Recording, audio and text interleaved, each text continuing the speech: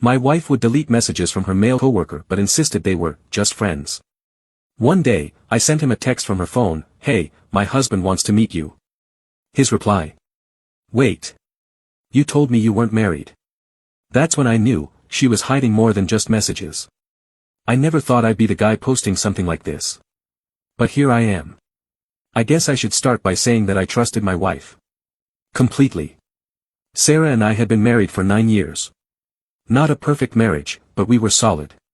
Or so I thought. She had always been independent, always had her own life outside of ours. She worked in marketing at a company in downtown Chicago, and she loved her job. She had work friends. Some were women. Some were men. It never bothered me. Why would it? I had never had a reason to doubt her. Then things started changing. Slowly. Almost too small to notice at first. Sarah had always been pretty open with her phone. She'd text right next to me, leave it lying around, even ask me to respond to messages for her sometimes if she was driving. She wasn't secretive about it. Until she was. It started when she began putting her phone face down on the table. Every time. Even when we were just watching TV together. Then, I noticed how often she'd swipe away notifications as soon as they popped up. At first, I told myself I was imagining it. But then I paid more attention. She wasn't just swiping them away. She was deleting them. I started noticing the little things. She'd get a text and turn her phone away from me before opening it. If she was texting and I walked by, she'd tilt the screen away just slightly. Just enough to hide whatever she was doing. And then there were the late-night texts. She used to go to bed early. But suddenly, she was staying up later and later, scrolling through her phone, always with a little smile on her face. I'd ask who she was texting, and she'd say, "Oh, just Alex from work." Alex. I had never met Alex. Never even heard of him until a few months ago. But suddenly, he was in every other story she told. Alex is so funny. Alex had the best idea today. Alex and I grabbed lunch, nothing special, just work talk. I'd nod along, pretending it didn't bother me. But it did. Then she started leaving her phone in the car when she came home. I asked her about it once, casually. "Why do you leave your phone out there?" She shrugged. "I just like disconnecting when I get home." That was a lie. She had never disconnected before. She used to scroll Instagram for hours, send me TikToks, show me memes. But now, suddenly, she needed a break from her phone. No. I tried to shake it off. Maybe I was overthinking. Maybe I was being paranoid. Then one night, I caught a glimpse of her screen. I had walked past her in the kitchen, and she had been typing a message. The only thing I caught was a heart emoji. Not a reaction. Not a simple, red heart, like you'd send a friend. No, she had typed it out herself. She saw me looking and locked her phone immediately. That night, I lay awake in bed, staring at the ceiling. My stomach was in knots. Something wasn't right. And I needed to know the truth. So I did something I had never done before. I waited until she fell asleep. Then, I took her phone. My hands were shaking. I went straight to her texts. Nothing. No messages from Alex. No calls. No missed notifications. It was empty. And that's when it hit me. She was deleting them. Every single one. I put the phone back and just sat there, staring at her. I wanted to believe it was innocent. That maybe I was being crazy. That maybe there was an explanation. But there wasn't. She was hiding something. The next morning, I tried to act normal. But my brain wouldn't shut off. I needed proof. And I got it. Later that evening, while Sarah was in the shower, she left her phone on the nightstand. Unlocked. This was my chance. I grabbed it and opened her messages. I typed out a text to Alex. "Hey, my husband wants to meet you." Smiling face with smiling eyes, and I waited. Seconds later, my stomach dropped. Because Alex replied almost instantly. "Wait, you told me you weren't married." My hands went numb. I read it again. And again. I felt sick. She lied. Not just to me. But to him. She told another man she wasn't married. That was it. That was all I needed to know. I took a screenshot. Emailed it to myself. Then I put the phone back, sat down on the bed, and stared at the wall. My entire marriage had just changed in an instant. And now, I had a choice to make. What would you do? I sat on the edge of the bed, my heart pounding so hard I could hear it in my ears. I felt like the ground had just cracked open beneath me. Sarah had lied. Not just to me, but to him. Wait, you told me you weren't married. I kept staring at the words on the screen, as if I could change them just by looking hard enough. But they weren't changing. They were real. I could hear the water running in the bathroom. The shower door sliding open. I had seconds. I closed her messages, set the phone down exactly how she left it, and moved back to my side of the bed. I tried to slow my breathing, tried to act normal, but my hands were still shaking. Sarah walked into the bedroom, towel wrapped around her, drying her hair like nothing had happened. Like she hadn't just unknowingly handed me proof that she was hiding something. "Hey," she said casually, looking over at me. "You okay?" I forced a smile. "Yeah, just tired." She climbed into bed, kissed me on the cheek, and rolled over. And I just lay there, staring at the ceiling, trying to figure out what to do next. The next morning, I couldn't stop watching her. The way she hummed while making coffee, the way she casually scrolled her phone like she wasn't living a double life. Every little thing about her suddenly felt fake. I thought about confronting her right then and there. I wanted to grab her phone, shove the message in her face, and demand the truth. But something stopped me. I wasn't just angry. I was curious. How deep did this go? So instead, I played along. I acted normal. If she could lie, so could I. That afternoon, I did something I never thought I'd do. I took the day off work and drove to her office. She had never introduced me to her coworkers. She always said her work life and home life were separate, and I never questioned it. But now, I wanted to see Alex for myself. Her office was in a sleek glass building downtown. I sat in the car across the street, watching. At exactly 12:15, Sarah walked out the front doors. And she wasn't alone. She was with a man. Tall, dark hair, clean-shaven. And then I saw it. The way she laughed when he leaned in close. The way she touched his arm when he spoke. I had been married to her for nearly a decade. I knew what that kind of body language meant. This wasn't just friends. They walked side by side, closer than coworkers should be. I felt sick. I gripped the steering wheel so hard my knuckles turned white. I wanted to get out of the car, walk straight up to them, and say, "Hey, Alex. My name. You know, Sarah's husband." But I didn't. Instead, I watched as they disappeared into a cafe down the street. I waited. 20 minutes passed. Then 30. When I finally saw them again, they were standing outside, saying goodbye. Then Sarah did something that made my blood run cold. She looked around first. Like she was making sure no one was watching. Then she reached up and fixed his collar. It was intimate. A small gesture, but I knew exactly what it meant. Then Alex leaned in, said something, and Sarah laughed. I had heard that laugh 1,000 times. She only laughed like that when she liked someone. I didn't go home right away. I needed time to think. This wasn't just deleted messages. This wasn't just a coworker she talked to a little too much. This was something else. And now, I had a decision to make. Do I confront her now? Or do I dig deeper? I decided to dig. That night, while Sarah was asleep, I went through her phone again. But this time, I looked somewhere different. I opened her Google Maps history. And my stomach dropped. There were places on there she had never mentioned. Restaurants. Bars. A hotel. The last visit? 2 weeks ago. At 10:37 p.m. I stared at the screen, my whole body frozen. Sarah had told me she was working late that night. She had lied. And I had proof. But I still needed more. So I took a deep breath, closed the app, and put the phone back exactly how I found it. This wasn't over. Not yet. I woke up the next morning with a plan. I wasn't going to confront her yet. Not until I knew the full truth. So I kept pretending. Acting normal. Smiling when I needed to.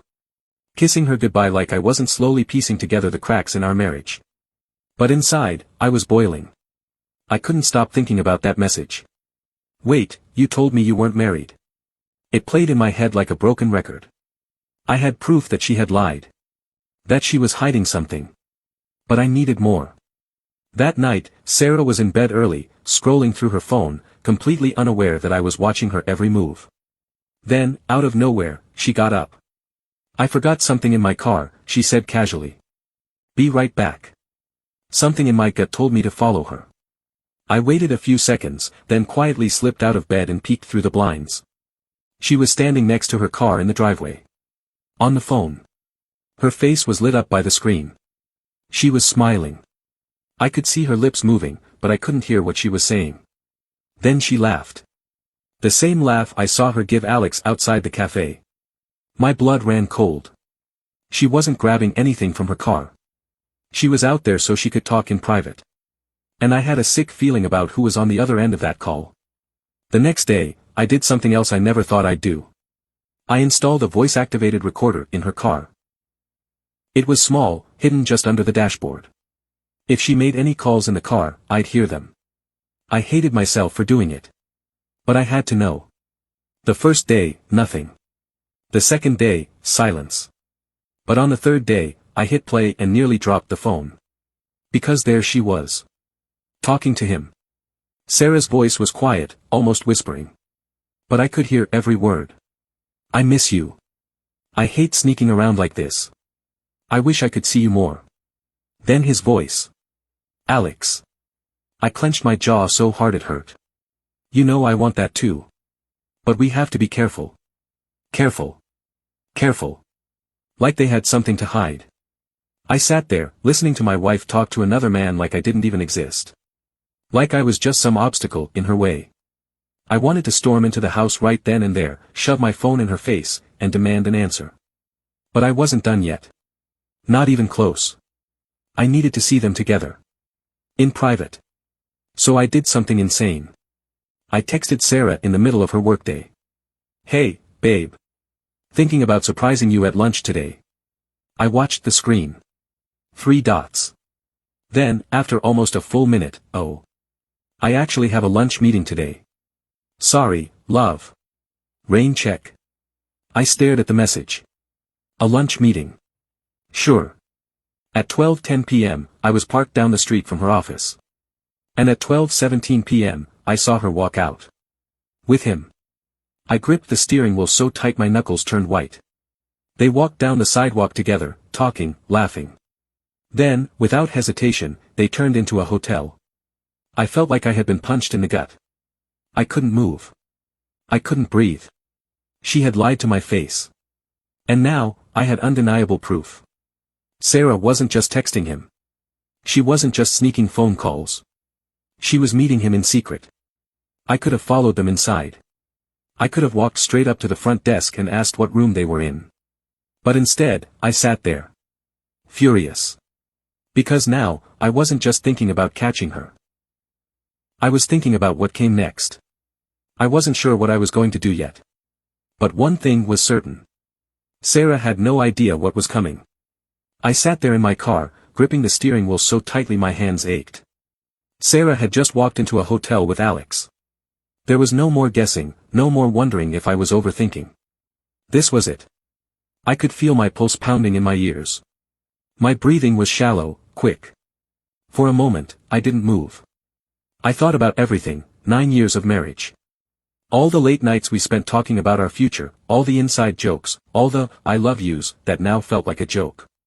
Was any of it real? Had she been lying to me for months? Years? Then a wave of anger crashed over me. I wasn't going to just sit here. I yanked my car door open, stepped out, and walked straight toward the hotel entrance. This was going to end today. The lobby was quiet, sleek, modern. A receptionist stood behind the desk, looking bored. I forced myself to stay calm. My hands were shaking, but I kept my voice even. Excuse me, I said, leaning against the counter. A woman just came in, short brown hair, blue dress. She was with a man. Did they book a room? The receptionist barely glanced at me. Sorry, sir. We don't give out guest information. I let out a dry laugh. Right. Of course. I looked at the elevators. A security guard stood nearby, watching me now. I had to think fast. I pulled out my phone and did something crazy. I texted Sarah. "Hey, I'm outside your office. Thought I'd surprise you. Come out." I stood there, watching the elevator doors. 5 seconds. 10 seconds. Then her name popped up on my screen. "Oh, babe. I just stepped out for a bit. Can't leave right now. What's up?" I gritted my teeth. She was lying to me. While sitting in a hotel room with him. My vision blurred with anger. No. I wasn't walking away. I turned, walked straight to the security guard, and said, "My wife is in one of these rooms with another man. I just want to talk to her." The guard frowned, then sighed like he had seen this before. "Sir, I can't let you up there unless you're a registered guest." I clenched my jaw. My whole body was trembling with adrenaline. I needed her to face me. So I did the only thing I could think of. I called her. I stood there in the middle of the hotel lobby, phone pressed to my ear, waiting. It rang once. Twice. Then she picked up. "Hey, love." Her voice was casual. Like she wasn't sitting in a hotel room with another man. I felt something in me snap. I lowered my voice, steady but ice cold. "Where are you?" A pause. Just a fraction of a second too long. "Oh, I told you, I'm at lunch." I let out a slow breath. My hand curled into a fist at my side. "You're lying," I said. "I'm looking right at your office building. And you're not in there." Silence. "Then, why are you checking up on me?" It wasn't guilt in her voice. It was annoyance. Like I was the one in the wrong. I laughed, but it came out hollow. "I'll ask you one more time. Where are you?"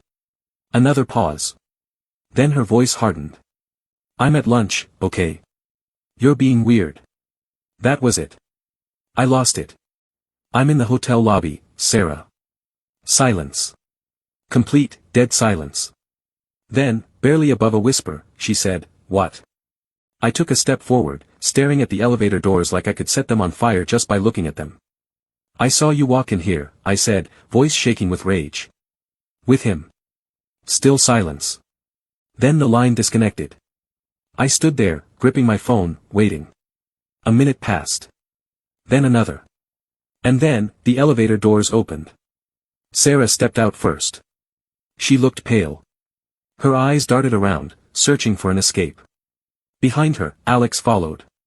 The moment he saw me, his face drained of color. Sarah took a step forward. "Babe, I held up a hand. Don't. Just don't." She swallowed hard.